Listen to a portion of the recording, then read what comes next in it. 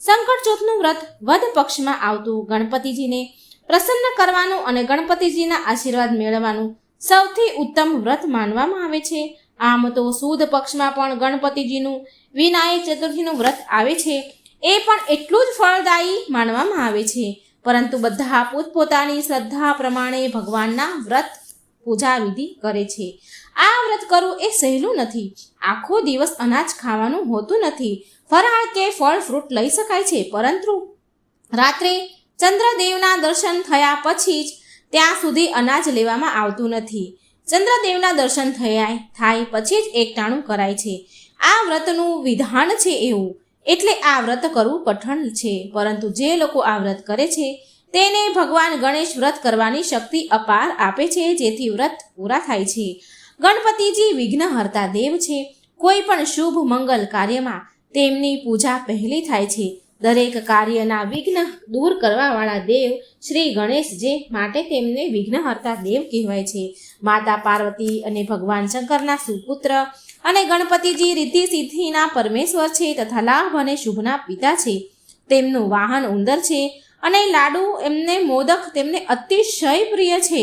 એટલે જ કહેવાય છે કે સંકટ ચોથના દિવસે ગણપતિજીની જો આપણે પૂજા કરીએ છીએ તો સાથે સાથે તેમના સંપૂર્ણ પરિવારની પૂજા કરીએ અને પ્રસાદમાં મોદક ધરીએ તો ગણપતિજી અતિ ખુશ થાય છે, પ્રસન્ન થાય છે. આપણા એકદંત નામ સાથે ઘણી બધી કથાઓ પ્રચલિત છે, જેમાં એક કથા અનુસાર પદ્મ પુરાણ અનુસાર ગણપતિજી અને પરશુરામજી વચ્ચે યુદ્ધ થયું હતું. આ યુદ્ધમાં પરશુરામજીનું શસ્ત્રથી શ્રી ગણપતિજીનું એક દાંત તૂટી ગયો હતો, જે ફરીથી ઉગ્યો નહીં, અને એટલા માટે ભગવાન શ્રી ગણેશને એક દંત કહેવાય છે.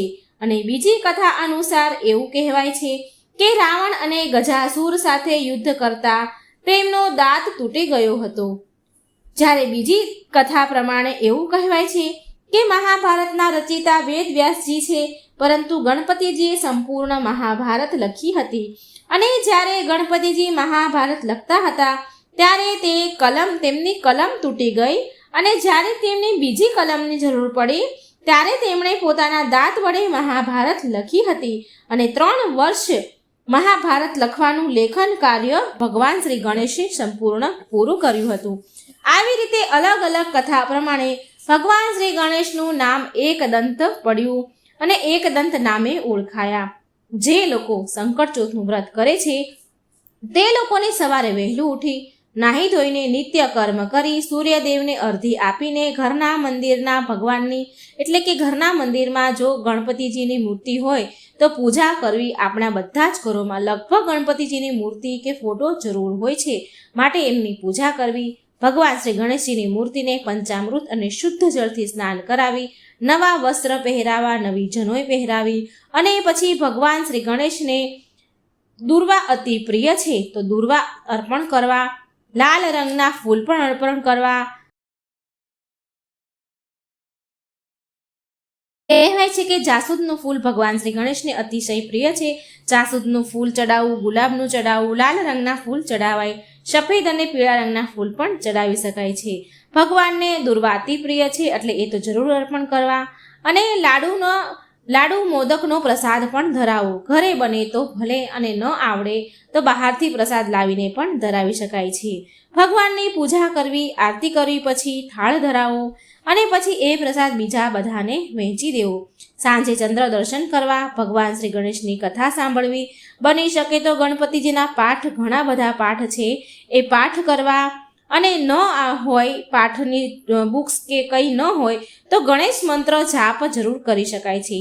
ઓમ ગંગ ગણપતે નમઃ, વક્રતુંડ મહાકાય સૂર્યકોટિ સમપ્રભમ નિર્વિઘ્નમ કુરુ મે દેવમ સર્વકાર્યેષુ સર્વદા. આમાંથી તમને જે મંત્ર આવડે એ શ્રી ગણેશના મંત્રનો જાપ જરૂર કરવો જોઈએ. બની શકે તો 1 માળા તો જરૂર કરવી, અને બની શકે તો આખો દિવસ કામ કરતા કરતા ભગવાનના નામ મનમાં ને મનમાં જરૂર લેવા. તેથી વ્રતનું ફળ વધારે મળે છે. જેટલી શક્તિ હોય એ પ્રમાણે દાન દક્ષિણા આ દિવસે બ્રાહ્મણ કે જરૂરિયાતમંદને આપવી જોઈએ. બની શકે તો ભગવાન શ્રી ગણેશજીના મંદિરે દર્શન કરવા જવા, તો આવી રીતે સંકટ ચોથનો આખો દિવસ પૂરો કરી રાત્રે ચંદ્ર દર્શન કરીને ચંદ્રદેવને દૂધ મિશ્રીનો અર્ધ ચડાવો, અર્ધ આપો. ઓમ સોમ સોમાયે નમઃ આ મંત્રનો જાપ કરો. આ ચંદ્રદેવનો મંત્ર છે. ત્યાર પછી આપણે આપણાથી વ્રતમાં કોઈ ભૂલચૂક થઈ ગઈ હોય તો એની માફી માંગી લેવી. ભગવાન ગણેશની પછી માફી માંગી કે જો કંઈ ભૂલચૂક અમારાથી આ વ્રતમાં થઈ હોય એની માટે અમને ક્ષમા કરજો. પછી ઘરના વડીલના આશીર્વાદ લઈને રાત્રે એક ટાણું કરવું અને એક ટાણામાં સાત્વિક ભોજન લેવું. બની શકે તો ડુંગળી લસણ ન ખાવું જોઈએ. આવી રીતે સંકટ ચોથનું વ્રત કરવામાં આવે છે. તો આવી રીતે સંકટ ચોથનું વ્રત કરવું તેનો મહિમા આપણે સાંભળ્યો. હવે આપણે વ્રતની કથા સાંભળીશું, જેને સાંભળ્યા વગર આ વ્રત અધૂરું ગણાય છે. માટે જો સંકટ ચોથનું વ્રત મિત્રો તમે કર્યું હોય તો આ કથાને જરૂર સાંભળજો, અને ન પણ કર્યું હોય તો કથા સાંભળવા કંઈ વ્યર્થ નથી જતી. કથા સાંભળવાનું પણ પુણ્ય ફળ મળે જ છે. તો બોલો શ્રી ગણપતિ ગજાનંદ મહારાજની જય. ધર્મકેતુ બ્રાહ્મણની કથા. પ્રાચીન કાળમાં રતિદેવ નામના એક બળવાન રાજા રાજ્યમાં ધર્મકેતુ નામનો એક બ્રાહ્મણ રહેતો હતો. એને 2 પત્નીઓ હતી. એકનું નામ સુશીલા હતું અને બીજીનું નામ ચંચલા હતું. સુશીલા ધાર્મિક વૃત્તિ ધરાવતી હતી. તે દરરોજ પૂજાપાઠ અને વ્રત નિયમ કર્યા કરતી હતી. વારંવાર વ્રત નિયમથી તેનું શરીર દુબળું રહેતું હતું, છતાં તેને તેમાં કોઈ વાંધો ન હતો અને આનંદમાં દિવસો પસાર કરતી. ચંચલા સુશીલાથી ઉલટા સ્વભાવની હતી. તે કોઈ દિવસ પૂજાપાઠ કે વ્રત નિયમ કરે નહીં અને ભરપેટ ખાવા જોઈતું. તે શરીરે હુષ્ટપૃષ્ટ હતી. સમય જતાં સુશીલાને એક પુત્રી થઈ. જ્યારે ચંચલાને એક પુત્ર થયો. ચંચલાને પુત્ર પ્રાપ્ત થયો તો તે વારંવાર આ વિષય પર, આ બાબત પર ટીકા રૂપે કહ્યા કરે. ચંચલા સુશીલાને કહે કે જો સુશીલા, તું કેટલા વ્રત નિયમો કરે છે, છતાં તને પુત્ર પ્રાપ્તિ નથી થઈ. જ્યારે હું કોઈ વ્રત નથી કરતી છતાં પણ મને પુત્ર થયો. મારું શરીર જો અને તારું શરીર જો. તું આ બધું છોડી મારી જેમ વર્તે તો તું પણ સુખી થઈશ. પરંતુ સુશીલાએ હવે તો શ્રી ગણેશજીનું વ્રત નિયમ રાખવાનું શરૂ કરી જ દીધું હતું અને આથી ભગવાન ગણેશ પ્રસન્ન થયા અને રાત્રે નિંદ્રામાં સુશીલાને દર્શન આપીને ભગવાન શ્રી ગણેશે કહ્યું, હે સુશીલા, તારા વ્રત નિયમથી હું પ્રસન્ન થયો છું અને સંતુષ્ટ થયો છું અને તને વરદાન આપું છું કે તારી પુત્રીના મુખેથી રોજ એક મોતી નીકળશે. એ તું કોઈને પણ જણાવીશ નહીં. તે સંગ્રહ કરી રાખજે. આ ઉપરાંત તને એક સર્વગુણ સંપન્ન એક પુત્ર પણ થશે. અને આટલું જ નહીં, આટલું કહી ગણેશજી અંતર્ધ્યાન થઈ ગયા. ભગવાન ગણેશે સુશીલાને સ્વપ્નમાં આપેલ બંને વરદાન સાચા પડ્યા. તેને પુત્રીના મુખેથી દરરોજ એક મોતી નીકળવા લાગ્યો. પણ સુશીલા આ બાબતની જાણ કોઈને થવા દેતી ન હતી. પુત્ર રત્ન પ્રાપ્ત થયા પછી સુશીલાની ગણપતિજીની ભક્તિમાં વધારે શ્રદ્ધા વધી. તે વધારે ને વધારે સમય રોજ ગણપતિજીની પૂજા પાઠ વ્રત નિયમમાં વિતાવતી હતી. તે આનંદથી રહેવા લાગી. થોડા સમય પછી ધર્મકેતુનું મૃત્યુ થયું. ત્યારબાદ ચંચલા તેના પતિની બધી જ સંપત્તિ મિલકત લઈને બીજે પોતાના પુત્ર સાથે રહેવા લાગી. પોતાના પુત્ર સાથે રહીને મોજ મજા માણતી હતી. બીજી બાજુ સુશીલા પોતાના ઘરમાં નિર્ધન હાલતમાં આવી ગઈ. તેની પાસે આવકનું કોઈ સાધન હતું નહીં. તેણે ગણેશજીને પ્રાર્થના કરી અને સાચવી રાખેલ જે મોતી હતા તેને ઉપયોગ કરવા માટેની ભગવાન શ્રી ગણેશ પાસે અનુમતિ માંગી. ગણપતિજીએ પ્રસન્ન થઈને તેને મોતીનો ઉપયોગ કરવાની અનુમતિ આપી, છૂટ આપી દીધી. સુશીલા પાસે ઘણા મોતી ભેગા થયા હતા. તેણે તે વારાફરતી વેચીને નાણાં એકઠા કર્યા અને તે નાણાં વડે સુખેથી રહેવા લાગી. સાથે સાથે તે નાણાંનો સદઉપયોગ થાય તે હેતુથી તે છૂટા હાથે દાન પણ દેવા લાગી. ઘણા ગરીબો આનાથી સુખ શાંતિથી રહેવા લાગ્યા. અને આ વાત ઉડતી ચંચલાના કાને આવી. તે સુશીલા પાસે આવી અને આ બાબત વિશે પૂછપરછ કરી. ત્યારે સુશીલાએ જે સાચી વાત હતી, જે ખરી વાત હતી, જે મોતી નીકળતા હતા છોકરીના મોઢામાંથી, તે જણાવી. આ વાત જાણી ચંચલાને મનમાં સુશીલાની પુત્રીનો નાશ કરવાનો નિર્ણય કર્યો. આ માટે તે તેની પેરવી કરવા લાગી. બીજી બાજુ સુશીલાની પુત્રી કૂવામાં પડતા ગણેશજીએ તેને ઉંચકી લઈ કૂવાની બહાર મૂકી દીધી. એ બાળકીને એક વૃદ્ધા ઓળખી જતા તેની સુશીલાને ઘરે પહોંચાડી દીધી. આ બધી વિગત જાણી સુશીલા પારાવાર દુઃખ પામી અને ગણેશજીનો ઘણો ઉપકાર તેણે માન્યો. આ બાબતની જાણ ચંચલાને થઈ તો તે ભયભીત થઈ ગઈ કે તેણે વિચાર્યું કે મારનાર કરતાં તારનાર ઘણો મોટો છે. મેં મારું નીચ કર્મ કરવા માટે પસ્તાવા લાગી. તે સુશીલાએ ચંચલાને માફી આપી અને પોતાની સાથે રહેવા લાગી. એને પછતાવો થયો એટલે ચંચલાએ સુશીલાને માફી માંગી તો સુશીલાએ માફ કરી દીધી અને જણાવ્યું. પછી સુશીલા અને ચંચલા સાથે રહી ગણેશજીનું પૂજન અને વ્રત નિયમ કરતા રહ્યા. આથી કરીને તેઓ સુખ અને શાંતિથી રહેવા લાગ્યા. હે ભગવાન શ્રી ગણેશ, તમે જેવા સુશીલાને ફળ્યા તેવા આ વ્રત કરનાર તથા વાંચનાર, સાંભળનાર, આ વિડીયો જોનાર, સંકટ ચોથનો વિડીયો જોનાર, સાંભળનાર સહુને ફળજો. બોલો શ્રી ગણપતિ ગજાનંદ મહારાજની જય. મિત્રો, આ હતી સંકટ ચતુર્થીની કથા, વ્રત, પૂજા, મહિમા. વિડીયો વધારે ને વધારે શેર કરજો જેથી બીજાને પણ આવા ભક્તિભાવના વ્રતના વિડીયો સાંભળવાનો અવસર મળે. બોલો જય શ્રી ગણેશ વિઘ્નહર્તા દેવની જય. ગણેશ ચોથની આ વાર્તા છે. પૂરી ધ્યાનથી અને મનથી સાંભળજો. ગણપતિ મહારાજ શંકર ભગવાનના અને મા પાર્વતીજીના પુત્ર કાર્તિક સ્વામીના ભાઈ છે. ઉંદરનું વાહન છે. રિદ્ધિ અને સિદ્ધિ તેમને વરેલી છે.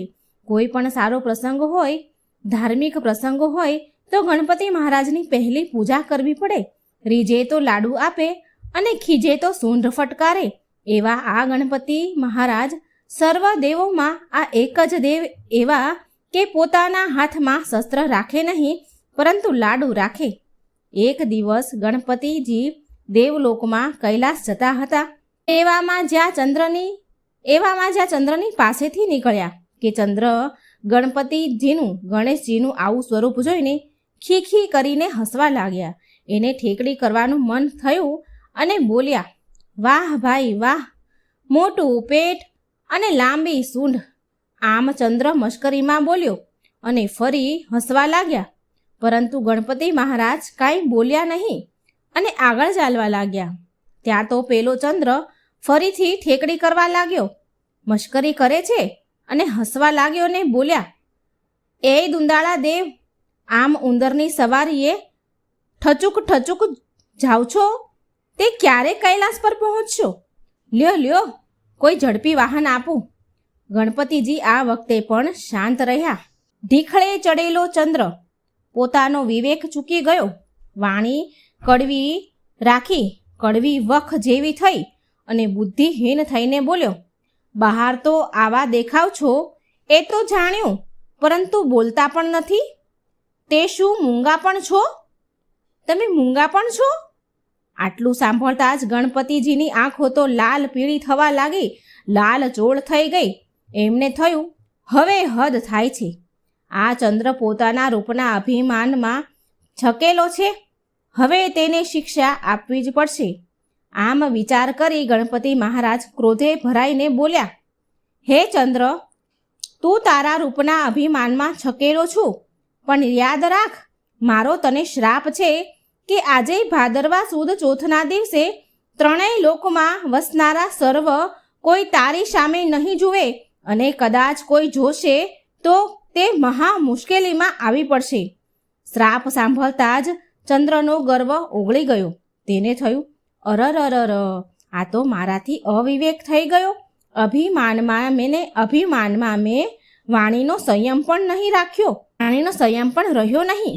તે કાપવા લાગ્યા અને જ્યાં ગણપતિજીની સામે કાંઈ કહેવા જાય તો જુએ છે તો ગણપતિજી તો ક્યારનાય આગળ નીકળી ગયા.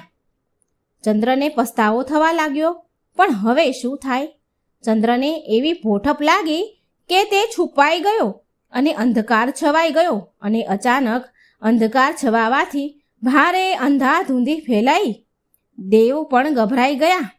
તેઓ ભેગા થઈને ભગવાન પાસે ગયા કે મહારાજ, ચંદ્રના શ્રાપનું કંઈ નિવારણ બનાવો, કંઈ નિવારણ કરો.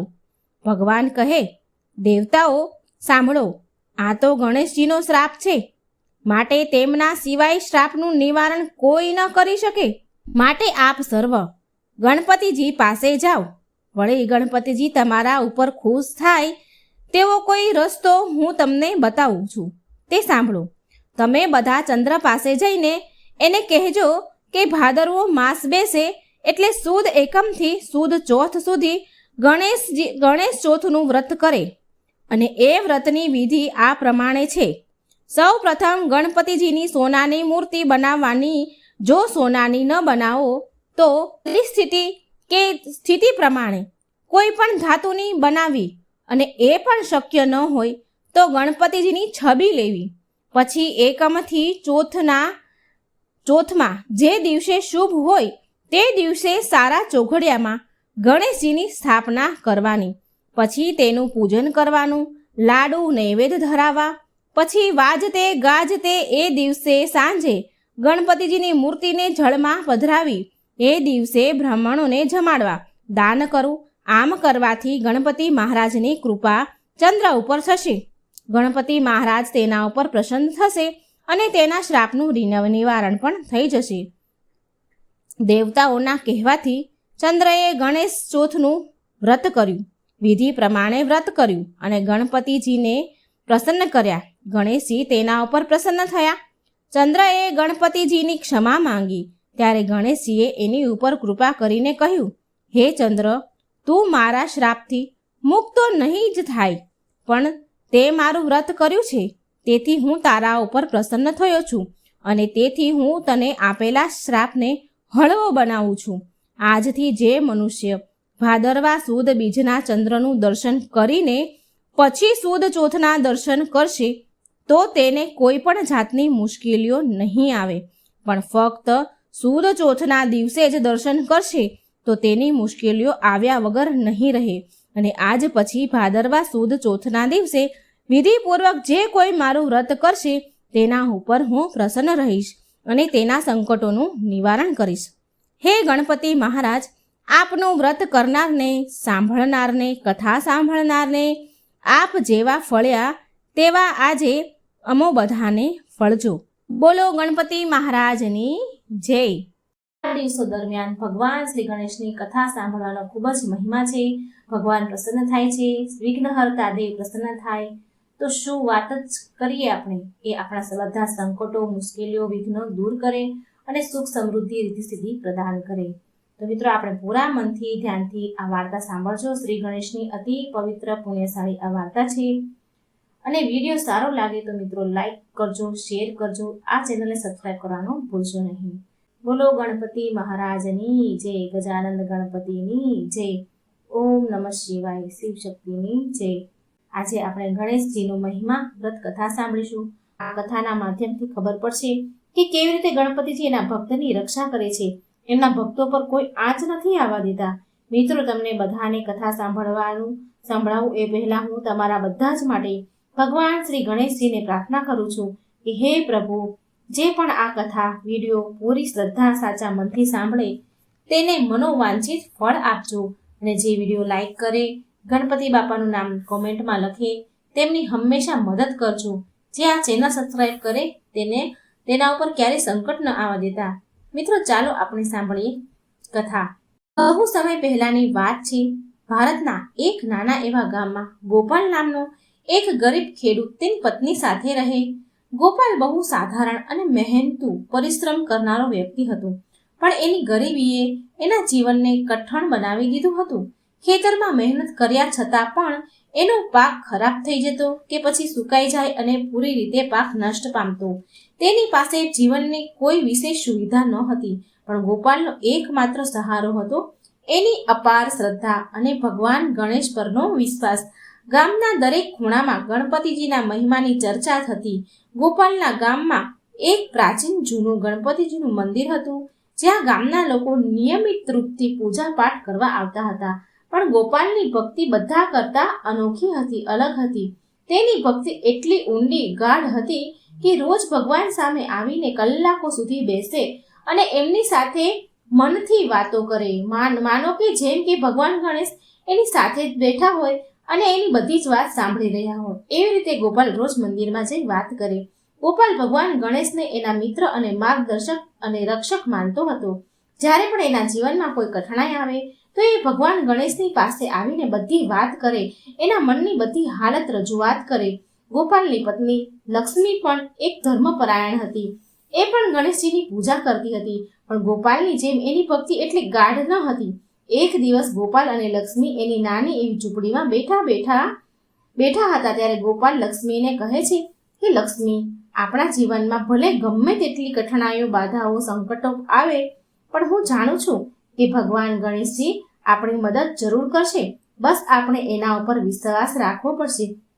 લક્ષ્મીએ ચિંતા ભર્યા અવાજે કહ્યું, હું જાણું છું કે તમને ભગવાન શ્રી ગણેશ પર પૂરો વિશ્વાસ છે. તમે ભગવાન ગણેશના પરમ ભક્ત છો, પણ ગામમાં જે દૈત્ય કાલવાસુર છે એનો આતંક જે એને મચાવ્યો છે, એનાથી કેવી રીતે લડીશું? આપણે કેવી રીતે બચીશું? એ રાક્ષસ નિર્દોષ લોકોને મારે છે, ખેતરના પાક બાળી નાખે છે, અને રાજા પણ એની સામે લડી નથી શકતા. જો એ આપણી ઝૂંપડી સુધી કોઈ વખત આવી ગયો તો? ગોપાલ હસીને કહે છે, લક્ષ્મી, મને ભગવાન શ્રી ગણેશ ઉપર પૂરો વિશ્વાસ છે. આપણને અને આ ગામને કાલવાસુરના આતંકથી જરૂર બચાવશે. બસ આપણે પ્રયત્નો કરવાના છે. આપણે ભગવાન શ્રી ગણેશ પરની ભક્તિમાં કોઈ કમી ન આવી જોઈએ. હવે ગામમાં શક્તિશાળી નિર્દય દાનવ કાલવાસુરનો આતંક હતો. કાલવાસુર એની કાળી શક્તિથી, મેલી વિદ્યાથી આખા ગામમાં આતંક મચાવી રાખ્યો હતો. એણે ગામના લોકો પાસેથી મહેનત કરેલો ખેતરનો પાક બાળી નાખતો અને બીજી વસૂલાત પણ કરતો હતો. અને જે એનો વિરોધ કરે, એના વિરોધ બોલે તો એને ખરાબ રીતે સજા આપતો, હેરાન કરતો. ગામના લોકો ડર અને ગભરાહટમાં જીવતા હતા, ડરીને રહેતા હતા. રાજા પણ કાલવાસુરના ભયથી ગામમાં આવીને સહાયતા કરવાથી ડરતો હતો. લોકો તો ધીરે ધીરે ભગવાન ગણેશથી નિરાશ રહેવા લાગ્યા. કાલવાસુરે એ ઘોષણા કરી હતી કે જે પણ એનો વિરોધ કરશે એને ભયંકર યાતના આપવામાં આવશે. ગામના લોકો એટલા બધા ડરી ગયેલા હતા કે મંદિર સુધી પણ જતા ન હતા, ત્યાં સુધી જવામાં પણ ડરે. લોકો ભગવાન ગણેશથી પણ ડરવા લાગ્યા, એમ વિચારીને કે કદાચ ભગવાનની કરેલી એમની પ્રાર્થના પણ વ્યર્થ થઈ ચૂકી છે. પણ ગોપાલની શ્રદ્ધા અડગ હતી. એ રોજ ભગવાન ગણેશના મંદિરે જતો હતો, ગણપતિજી સામે માથું ઝુકાવતો અને તેની સાચી ભક્તિથી એની સમસ્યા કહેતો હતો. એ ગણપતિજીને કહે કે હે બાપા, તમે વિઘ્નહર્તા છો. તમે જ આ ગામને અને આ પરિવારને આ દૈત્યથી બચાવી શકો છો. મને તમારી કૃપા પર પૂરો વિશ્વાસ છે. પહેલા રાજા પાસે કાલવાસુરની વાત પહોંચતી જ ન હતી. જ્યારે રાજા પાસે કાલવાસુરના અત્યાચારની ખબર ગામના રાજા સુધી પહોંચે છે, તો એ રાજા સ્વયં એક વીર યોદ્ધા હતો. છતાં પણ કાલવાસુરની અપાર શક્તિ અને ક્રૂરતાના લીધે રાજા પણ ડરતો હતો. એ પણ કમજોર એને બનાવી દીધી હતી. કાલવાસુરની શક્તિએ રાજાને કમજોર બનાવ્યો. રાજાએ એના દરબારીઓને કહ્યું કે કાલવાસુરને એના અત્યાચારથી બચાવવા માટે આપણે એક યોદ્ધાની જરૂર છે, પણ ગામમાં એવું કોઈ પણ નથી કે જે એનો સામનો કરી શકે. હું ખુદ પણ એ દૈત્યનો સામનો કરવામાં અસમર્થ છું, ડરું છું. હવે આ બધા વચ્ચે ગામના અમુક લોકોએ રાજાને કહ્યું કે ગોપાલ નામનો એક સાધારણ ખેડૂત છે, જે ભગવાન ગણેશનો પરમ ભક્ત છે, જેણે સંકલ્પ લીધો છે કે એ ભગવાન ગણેશની કૃપાથી ગામને કાલવાસુરના આતંકથી બચાવશે. એટલે રાજાએ તરત જ ગોપાલને દરબારમાં બોલાવ્યો. જ્યારે ગોપાલ રાજા સામે પહોંચ્યો તો રાજા બોલ્યો કે ગોપાલ, મેં તારી ભક્તિ વિશે બહુ ચર્ચા સાંભળી છે. શું તું સાચું કાલવાસુરનો સામનો કરવા માટે સાહસ રાખે છે? તું સમર્થ છે? ગોપાલ નમ્રતાથી બોલ્યો, મહારાજ, હું તો એક સાધારણ ખેડૂત છું, પણ મને મારા આરાધ્ય ભગવાન ગણેશ પર અતૂટ વિશ્વાસ છે. જો તેમની કૃપા હશે ને, તો હું નિશ્ચિત રૂપે કાલવાસુરનો સામનો કરી શકું છું. મને માત્ર એક અવસર આપો. ત્યારે રાજાએ ગંભીર સ્વરમાં કહ્યું કે જો તું આવું કરી શકે છે તો પૂરું ગામ તારું આભારી રહેશે, પણ જો તું આમાં અસફળ રહ્યો તો આખું ગામ આની સજા ભોગવશે. શું તું આના માટે તૈયાર છો?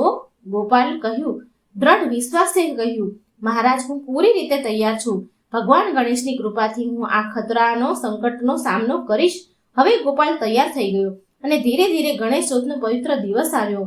ગોપાલ આ દિવસે વિશેષ રૂપથી વ્રત રાખે છે ગણેશજીનું, અને ભગવાન ગણેશની વિશેષ પૂજા કરી એણે ગણેશ મંદિરમાં જઈને ભગવાન ગણેશ સામે જઈને દીવો પ્રગટાવ્યો અને પ્રાર્થના કરી કે હે બાપા, આજે આપણા ભક્તની પરીક્ષા છે. હું આ ગામને કાલવાસુરના આતંકથી મુક્ત કરવા માંગુ છું, પણ મારી પાસે શક્તિ તો જરા પણ નથી. બસ તમારી કૃપા અને આશીર્વાદ જોઈએ પ્રભુ. તમારે જ આ સંકટનો હલ નીકાળવાનો છે. એ જ રાત્રે કાલવાસુરે ફરીથી ગામ પર હુમલો કરવાની યોજના બનાવી અને એની કાળી મેલી શક્તિથી ગામમાં આવ્યો લઈને એણે ગામવાસીઓને ડરાવવાનું શરૂ કરી દીધું. ગોપાલે હિંમત કરી અને કાલવાસુરનો સામનો કરવા માટે તૈયાર થયો. જ્યારે કાલવાસુર ગામ વચ્ચે પહોંચ્યો ત્યારે ગોપાલે તેને રોકતા કહ્યું કે હે કાલવાસુર, હવે તારો અત્યાચાર સમાપ્ત થવાનો છે. આજે ગણેશ ચતુર્થીનો પવિત્ર દિવસ છે અને હું ભગવાન ગણેશની કૃપાથી તારો અંત કરીશ. ત્યારે કાલવાસુરે હસીને કહ્યું કે તું એક સાધારણ ખેડૂત છે અને તું મને રોકવાની કોશિશ કરી રહ્યો છે. તારા ગણેશ ભક્તિ અને અહીં નહીં ચાલે, તને નહીં બચાવી શકે. તારા ગણેશ અને તારી ભક્તિ તને નહીં બચાવી શકે. હું તને અને તારા ભગવાન બંનેને ચુનૌતી આપું છું. ત્યારે ગોપાલે શાંત સ્વરમાં કહ્યું, તું ભલે ગમે તેટલો શક્તિશાળી હોય, પણ ભગવાન ગણેશ વિઘ્નહર્તા છે. જો એની કૃપા હશે ને તો કોઈ પણ દૈત્ય એનો સામનો ન કરી શકે. હવે ગોપાલે ભગવાન ગણેશનું સ્મરણ કર્યું અને એની પ્રાર્થના કરી, હે બાપા, હવે તમારી કૃપાની જરૂર છે. મને વિશ્વાસ છે કે તમે મને અને મારા આ ગામના લોકોને બચાવશો. હવે જેવી જ ગોપાલની પ્રાર્થના પૂરી થઈ કે એવી જ એક અદ્ભુત ઘટના ઘટી. આકાશમાં ચમકદાર પ્રકાશ ફેલાયો અને ભગવાન ગણેશ એમના દિવ્ય સ્વરૂપમાં પ્રગટ થઈને ગોપાલની સામે દર્શન આપ્યા. એમનું સ્વરૂપ અત્યંત દિવ્ય અને તેજસ્વી હતું. તેમના 4 હાથોમાં વિભિન્ન અસ્ત્ર શસ્ત્ર હતા અને એમના ચહેરા ઉપર કરુણા અને સાહસ હતું. ત્યારે ભગવાન ગણેશે હસીને કહ્યું, ગોપાલ, તારી સાચી ભક્તિ અને આસ્થાથી હું પ્રસન્ન થયો છું. તે જે મારા ઉપર વિશ્વાસ રાખ્યો છે તે અતુલનીય છે. આજે હું તારી અને તારા ગામની આ રાક્ષસથી રક્ષા કરીશ. હવે કાલવાસુર ભગવાન ગણેશના આ દિવ્ય રૂપને જોઈને ભયભીત થઈ ગયો. તે ગોઠણ પડી ગયો અને ભગવાન ગણેશની ક્ષમા માંગવા લાગ્યો. ભગવાન ગણેશની ક્ષમા માંગે છે, કહે છે કે હે ગણેશજી, મને ક્ષમા કરો. મેં મારી શક્તિનો દુરુપયોગ કર્યો છે અને નિર્દોષ લોકોને મેં બહુ કષ્ટ આપ્યા છે. હવે મને મારી ભૂલનો અહેસાસ થઈ ગયો છે. તમે કૃપા કરી મને માફ કરી દો. ભગવાન ગણેશ કાલવાસુર સામે જોયું અને બોલ્યા કે જે કર્યું એ તે બહુ ખોટું કર્યું છે, પણ હું તને એક અવસર આપું છું. જો તું આ ગામને છોડીને ચાલ્યો જઈશ અને ભવિષ્યમાં ક્યારેય કોઈને કષ્ટ નહીં આપે તો હું તને માફ કરી દઈશ. હવે એ રાક્ષસે ભગવાન ગણેશની સામે માથું ઝુકાવી નમસ્કાર કરી અને તરત જ ગામ છોડીને ત્યાંથી ચાલ્યો ગયો. ગામવાસીઓ રાજી થયા, તેમને શાંતિ મળી. હવે બધાએ ભગવાન ગણેશના મંદિરમાં જઈને ભગવાન ગણેશની એક સરસ મૂર્તિ બનાવી સ્થાપના કરી. રાજાએ પણ ગોપાલનું બહુ સન્માન કર્યું અને એને બધા જ નગરવાસીઓ સામે પુરસ્કાર આપ્યો. પુરસ્કાર મેળવીને ગોપાલ પણ બહુ રાજી ખુશ થયો અને તેની પત્ની સાથે સારું સુખી જીવન જીવવા લાગ્યો. બોલો શ્રી ગણેશ ભગવાનની જય. આ કથાથી એ શીખ મળે છે કે સાચી ભક્તિ અને આસ્થાથી ભગવાન ગણેશ તેના ભક્તોની સહાયતા જરૂર કરે છે. ભલે જીવનમાં ગમે તેટલી કઠણાઈઓ સંકટ આવે, જો આપણી શ્રદ્ધા અડગ છે તો ભગવાન આપણને બધી જ વિપત્તિથી બચાવે છે અને જીવનમાં સુખ સમૃદ્ધિ પ્રદાન કરે છે. મિત્રો, ચાલો હું તમને એક બીજી ગણેશ ચતુર્થીની વાર્તા સંભળાવું. બહુ સમય પહેલાની વાત છે. એક ગામમાં ગીતા નામની એક છોકરી રહેતી હતી. એક સાધારણ પરિવારમાં મોટી થઈ હતી. એક સીધી સાદી સરળ સ્વભાવની હતી. તેના માતા પિતાએ તેનું પાલન પોષણ શ્રી ગણેશની સાચી શ્રદ્ધા સાથે કર્યું હતું. બાળપણથી જ ગીતાને ભગવાન ગણેશમાં સાચી શ્રદ્ધા હતી. વિશેષ રૂપથી એમને વિશ્વાસ હતો. પૂજામાં વિશેષ રુચિ હતી. ગણેશજીના પ્રતિ એની ભક્તિ બહુ ઊંડી ગાઢ હતી. રોજ સવારે મંદિરે જઈને પૂજા કરતી અને દિવસના બધા જ કામોની શરૂઆત ભગવાનના નામથી કરતી. એ એવું માનતી કે શ્રી ગણેશજી બધી બાધાઓને દૂર કરે છે. એના જીવનમાં દરેક સુખ સમૃદ્ધિ લઈને આવશે. અને હવે થોડો સમય વીત્યો એટલે ગીતાના વિવાહ એક મધ્યમ વર્ગીય પરિવારમાં રમેશ નામના વ્યક્તિ સાથે થયા. શરૂઆતમાં તો બધું જ સારું હતું, પણ જેમ જેમ સમય વીત્યો તેમ ગીતાને તેના પતિ અને તેના સાસુના વર્તનની ખબર પડી. રમેશ દરરોજ દારૂ પી, શરાબ કરી, નશો કરી આવતો અને નાની વાતમાં ગીતાને મારતો. સાસુ કમળા દેવી પણ હંમેશા ગીતાથી નારાજ રહેતા હતા અને તેને મેણા ટોણા માર્યા કરતા હતા. ગીતાએ વિચાર્યું કે સમય સાથે બધું જ બદલી જશે, પણ સ્થિતિ દિવસે ને દિવસે વધારે બગડતી ગઈ. એક દિવસ રમેશ દારૂના નશામાં ધૂત થઈને ઘરે આવ્યો. એ દિવસે કોઈક વાત પર એનો મૂડ બહુ ખરાબ હતો અને એણે કોઈ કારણ વગર જ ગીતા ઉપર બૂમો પાડવાનું, રાડો પાડવાનું શરૂ કરી દીધું. રમેશ કહે છે, તું આખો દિવસ શું કરે છે? તારાથી તો ઘરના કામ પણ સારી રીતે નથી થતા અને તું ભગવાનની પૂજામાંથી જ કંઈ ઊંચી નથી આવતી. ગીતા, જે હંમેશા શાંત રહેતી હતી, એને ધીરેથી કહ્યું, હું તો માત્ર ગણેશજીની પૂજા કરું છું, જેથી ઘરમાં શાંતિ અને સુખ આવે. રમેશને આ વાત સાંભળી વધારે ગુસ્સો આવ્યો અને એણે ગીતાને જોરથી એક ધક્કો માર્યો. ગીતા જમીન પર પડી અને સાસુ કમળાદેવી પણ તેના રૂમમાં આવ્યા. કમળાદેવીએ પણ ટોણું માર્યું કે બસ, મારે આવા જ દિવસ જોવાના હતા. હું મારી વહુને દિવસભર પૂજા કરતા જ જોઉં છું. આ તો ભગવાનમાંથી ઊંચી જ નથી આવતી. આ સ્ત્રી ક્યારેય આ ઘર માટે કંઈ કરશે નહીં. હવે ગીતા એના આંસુ લૂછતા કહે છે, માજી, હું તો માત્ર એટલું જ ઈચ્છું છું કે આ ઘરમાં સુખ અને શાંતિ રહે. હું ક્યારેય કોઈનું ખરાબ નથી ઈચ્છતી.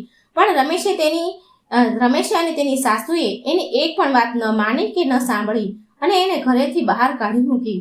ગીતા પાસે હવે ના તો ઘર હતું, ના કોઈ સહારો હતો. એકલી થઈ ગઈ, પણ તેની આસ્થા, તેની શ્રદ્ધા ન તૂટી. ભગવાન ગણેશ પર એની શ્રદ્ધા અડગ રહી. ગીતાએ તેની જિંદગીની કઠણાઈઓનો સામનો ભગવાન ગણેશજીની ભક્તિથી કર્યો. એ પાસેના મંદિરમાં રહેવા લાગી અને દિવસ રાત ભગવાન ગણેશનું નામ જપતી રહેતી હતી. તેની ભક્તિ એટલી સાચી હતી કે ધીરે ધીરે તેની કિસ્મત બદલવા લાગી. એક દિવસ એક અમીર વેપારી મુરલીધર મંદિરમાં પૂજા કરવા આવ્યો. એણે ગીતાને મંદિરની સાર સંભાળ રાખતા જોઈ અને તેની સાચી ભક્તિથી એ બહુ પ્રભાવિત થયો. મુરલીધર ગીતાને કહે છે કે બહેન, તું અહીં મંદિરમાં શું કરે છે? તું કોણ છે? તો ગીતાએ તેની બધી જ કથા વ્યથા કહી મુરલીધરને. એટલે મુરલીધરે એની ભક્તિ અને કઠણાઈઓને સાંભળીને એના વેપારમાં નોકરી માટે વાત કરી. મુરલીધર દયાળુ થઈને ગીતાને કહે છે કે તારી ભક્તિ અને નિષ્ઠા જોઈને હું તને એક અવસર આપવા માંગુ છું. જો તું મારી સાથે કામ કરવા માંગે છે તો તારું જીવન બદલી શકે છે. હવે ગીતા તૈયાર થઈ ગઈ અને ગીતાએ ભગવાન ગણેશનો ધન્યવાદ કર્યો અને મુરલીધરે આપેલી નોકરી સ્વીકાર કરી લીધી. હવે એ મુરલીધરના વેપારમાં કામ કરવા લાગી અને ધીરે ધીરે એની મહેનત અને ભક્તિથી વેપારમાં એટલી પ્રગતિ કરી કે પોતે પણ એક સફળ વેપારી બની ગઈ. થોડા વર્ષોમાં તો એ સફળ અને ધનવાન સ્ત્રી બની ગઈ. હવે તે માત્ર એક સામાન્ય સ્ત્રી ન હતી, પણ એક સન્માનિત અને ધનવાન બિઝનેસ વુમન, એટલે કે વેપાર કરતી સ્ત્રી બની ગઈ હતી. એની પાસે એ બધું જ હતું આજે કે જેને એણે ક્યારેય વિચાર્યું પણ ન હતું કે એના જીવનમાં આવું ક્યારેય થશે. એ બધું જ આજે ગીતાના જીવનમાં હતું. ભગવાન ગણેશની કૃપાથી તેનું જીવન પૂરી રીતે બદલી ગયું.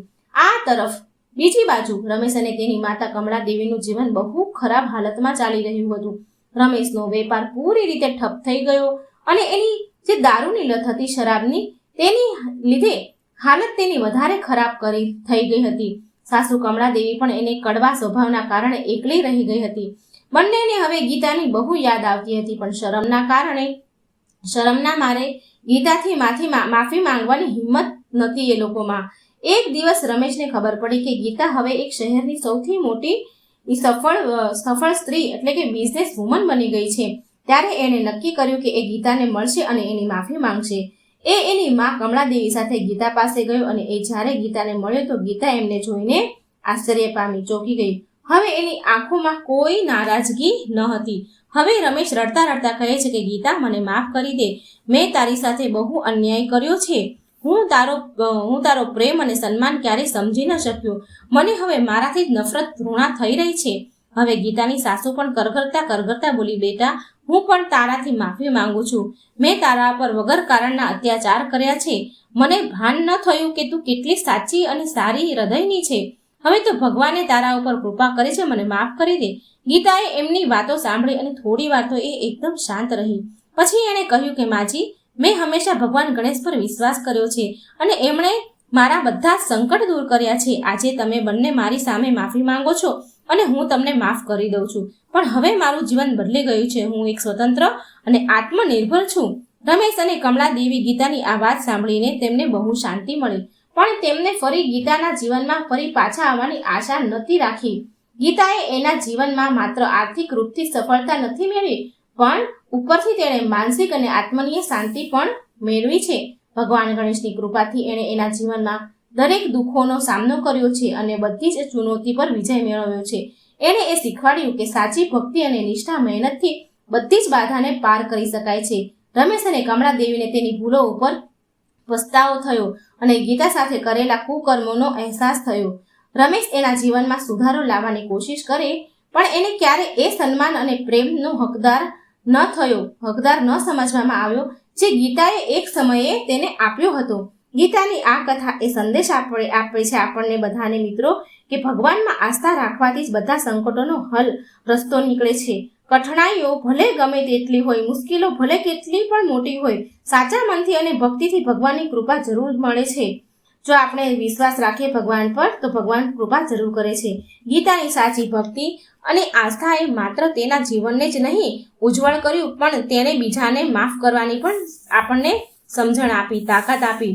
કથાનો સાર આ છે કે જીવનમાં ગમે તેટલી બાધા આવે, સાચી ભક્તિ, ધીરજ અને મહેનતથી તેના પર વિજય મેળવી શકાય છે. ગીતાએ ભગવાન ગણેશ ઉપર વિશ્વાસ કર્યો અને તેણે ગીતાની બધી જ બાધા સમસ્યા દૂર કરી. આ વાર્તા શીખવાડે છે કે જીવનમાં ક્યારેય હાર માનવી જોઈએ નહીં અને બધી પરિસ્થિતિમાં ધીરજ, શ્રદ્ધા, આસ્થા રાખવી. મિત્રો, આ હતી ભગવાન ગણેશની કથા. આ વાર્તા પૂરી સાંભળવા માટે તમારો બધાનો દિલથી આભાર. મિત્રો, વિનંતી છે કે આ ચેનલને સબસ્ક્રાઇબ જરૂર કરી દેજો. વિડીયો સારો લાગે તો લાઇક, શેર પણ જરૂર કરજો. કમેન્ટ બોક્સમાં ભગવાનનું નામ પણ જરૂર લખજો. જય શ્રી કૃષ્ણ. રાધે રાધે. Thank you.